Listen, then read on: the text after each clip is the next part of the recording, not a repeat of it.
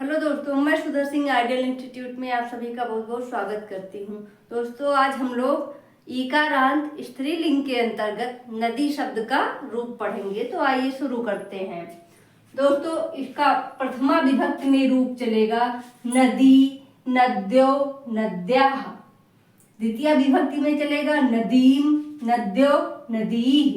तृतीय विभक्ति में रूप चलेगा नद्या, नदीभ्याम, नदीभिः।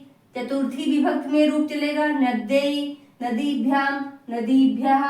पंचमी विभक्ति में इसका रूप चलेगा नद्याः, नदीभ्याम, नदीभ्यः।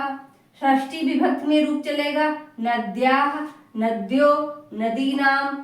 सप्तमी विभक्ति में रूप चलेगा नद्याम, नद्यो, नदीषु। संबोधन इसका रहेगा हे नदी, हे नद्यो, हे नद्याः। जैसा कि हम लोग देख रहे हैं कि प्रथमा विभक्ति और द्वितीय विभक्ति का द्विवचन जो है एक समान है। प्रथमा विभक्ति और द्वितीय विभक्ति का द्विवचन एक समान नद्यो शब्द आया हुआ है। उसके बाद आगे चलते हैं हम लोग। तृतीया, चतुर्थी और पंचमी विभक्ति का द्विवचन एक समान है नदीभ्याम, जो कि एक समान है। उसके बाद चतुर्थी और पंचमी का बहुवचन नदीभ्यः शब्द एक समान है। उसके बाद षष्ठी और सप्तमी का द्विवचन नद्योः एक समान आया हुआ है।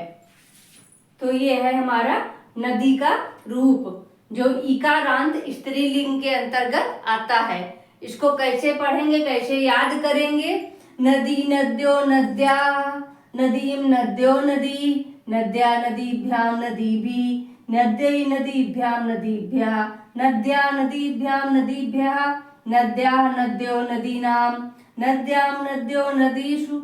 हे नदी, हे नद्यो, हे नद्याः। Thank you.